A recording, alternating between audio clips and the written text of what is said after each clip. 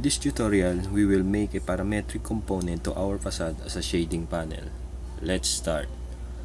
Go to File, New, Family. Go to Metric, select Metric, Generic, Model, Pattern Base. Open.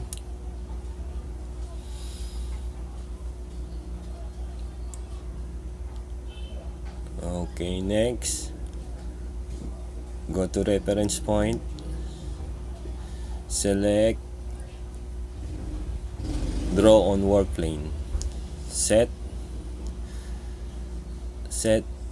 work plane, then pick reference point, set work plane, then pick reference point, set work plane, draw reference point, set work plane, set, draw reference point, cancel, select all, go to filter, check none, select reference point only.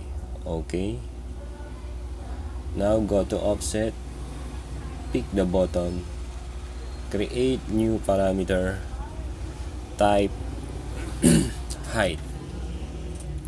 Okay,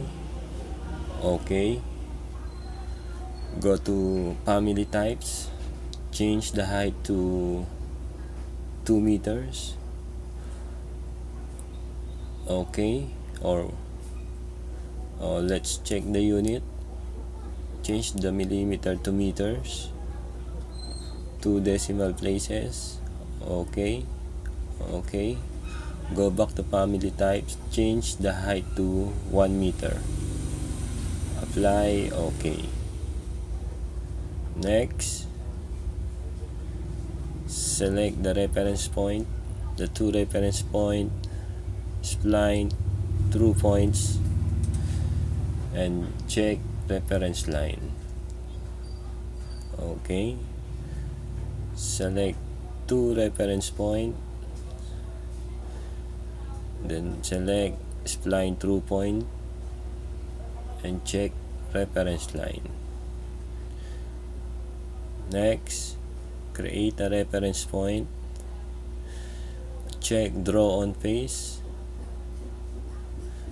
pick reference point at the midpoint, pick reference point at the midpoint, pick reference point at the midpoint, pick reference point at the midpoint, cancel, select 2 reference point, then spline through points, check reference line, select 2 reference point, then select spline through points, then check reference line. Select reference point, draw on face. Okay, pick at the midpoint. Now select the 2 reference point, spline through points, check reference line. Okay, next test the component. Okay, the adaptive points. Okay, next select reference point. Okay, spline through points. Okay, check reference line. Okay, select reference point, 2 reference point, then spline through points, then check reference line. Okay, let's orbit so we can see the reference line clearly. Okay, select reference point, the 2 reference point, select, control, select, spline through points, check reference line. Okay, select reference point, spline through points, check reference line. Okay. Next, let's orbit so we can see the center reference line. Next, create reference point at the midpoint. Okay. Normalize curve parameter. Pick the button. Create a parameter. Let's type NCP1.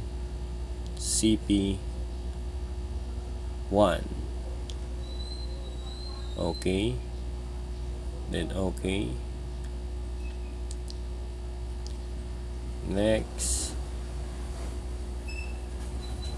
create a reference point at the midpoint. Okay. Next,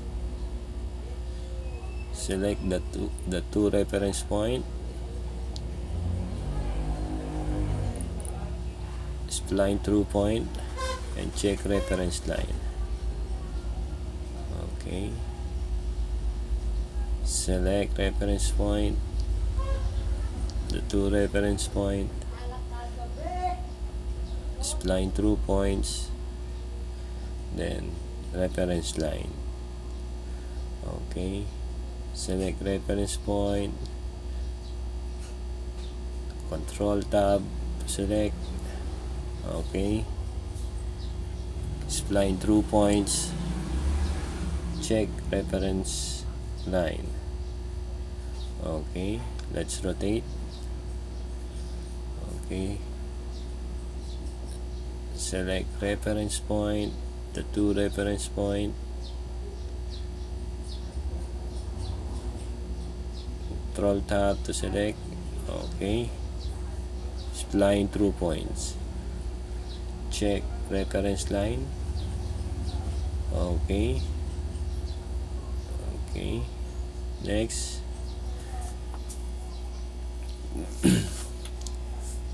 let's change the scale to the 1:50, so we see the reference point clearly. Now create a reference point, pick at the midpoint. Pick at the midpoint. Okay. Pick. Okay. Next, select the reference point, the 4 reference point we created. Okay. Check normalize curve parameter, pick the button, create new parameter, and type NCP2. Okay. Okay. Next, select reference point, cancel, undo, select reference point,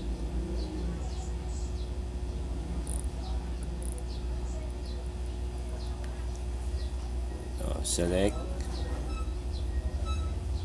then select the top point and create spline through points, then check reference line. Okay. Now select the two reference point, spline through points, then check reference line. Okay. Let's rotate. Select reference point,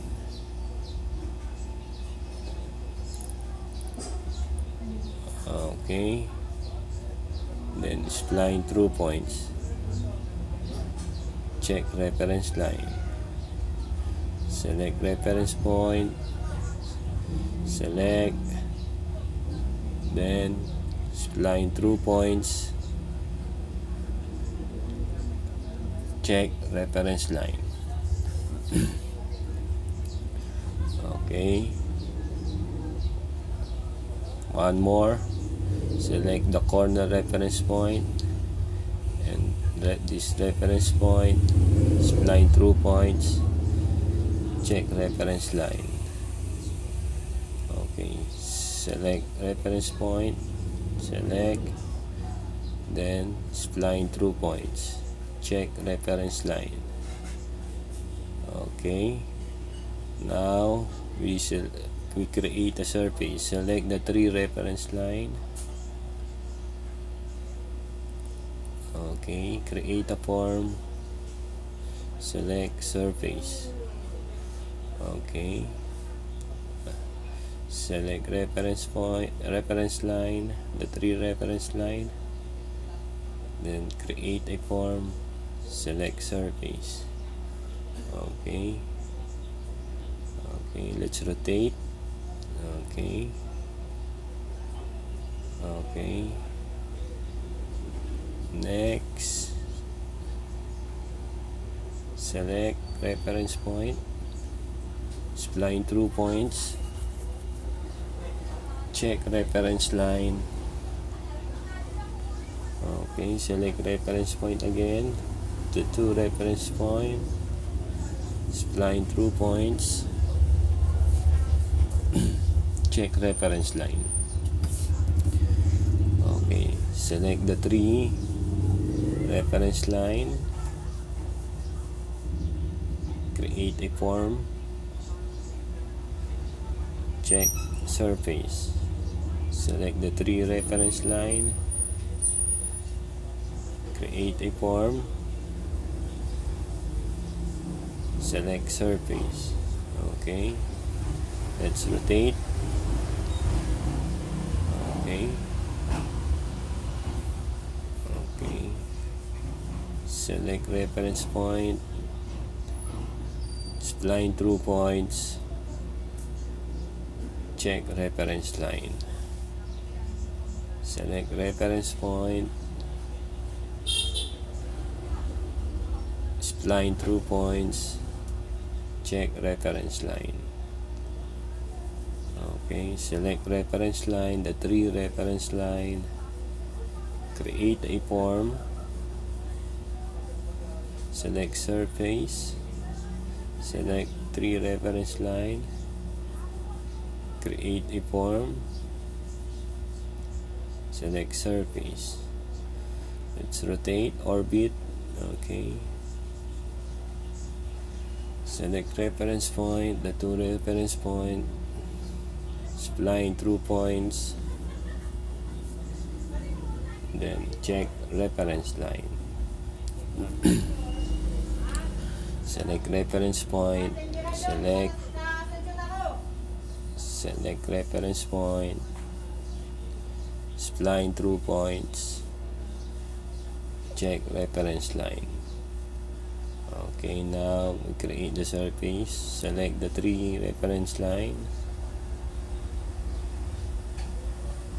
create form, select surface. Select the 3 reference line, create form, select surface. Okay, let's see. Okay, let's next go to type properties. Let's change the NCP to 2.3. Okay, let's check. Let's look at the top view. Okay, so we need to fix the we need to create NCP for this 2 point. Okay, select the 2 reference point. Okay,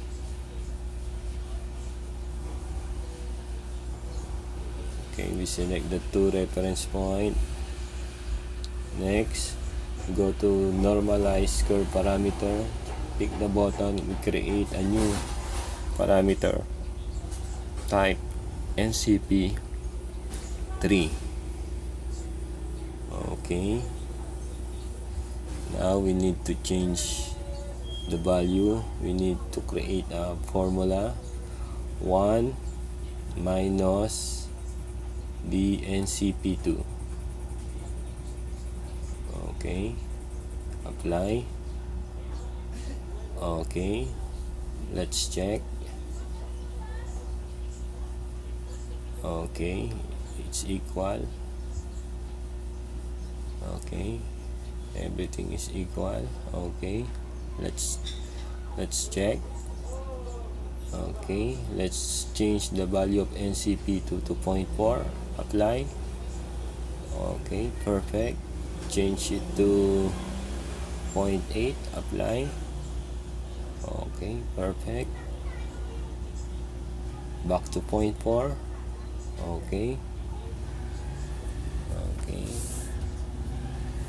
Next, you go to family types. Let's change the height to 0.3. Okay. Then NCP1. Okay, that's it. Next,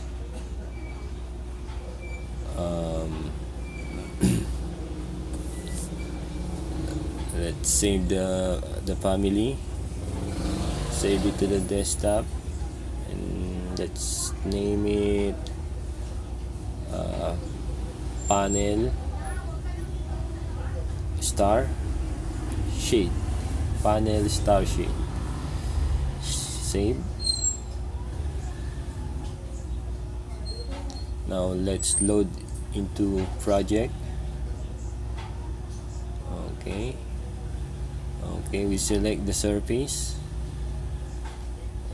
edit in place, select the left surface. Okay, divide surface. Okay, now let's apply the panel star sheet. Okay, let's see.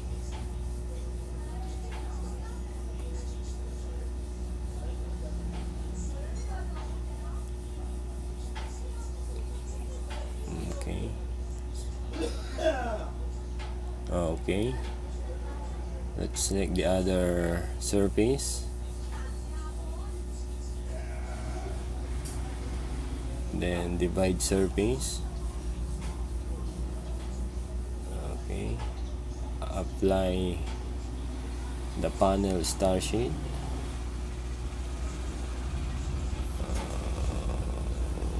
Okay, let's wait.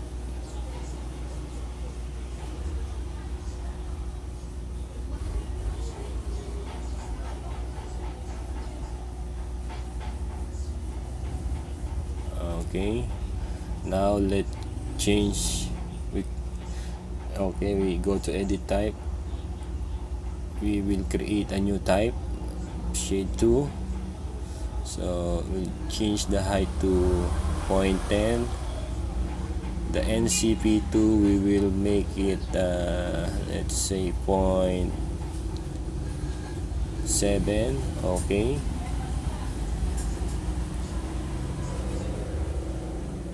so we have two types of panel.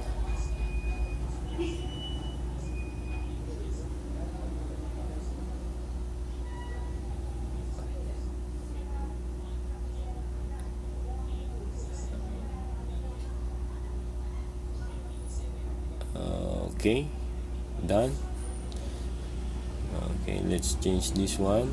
So let's change the height to, let's say, 0.2. Okay, let's say NCP2 to 0.3. Apply.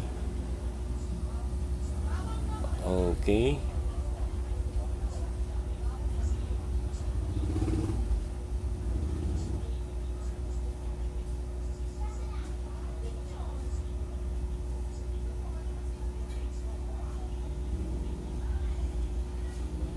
Let's wait. Okay, finish. Now you have the two types of panel shades. Okay, thank you.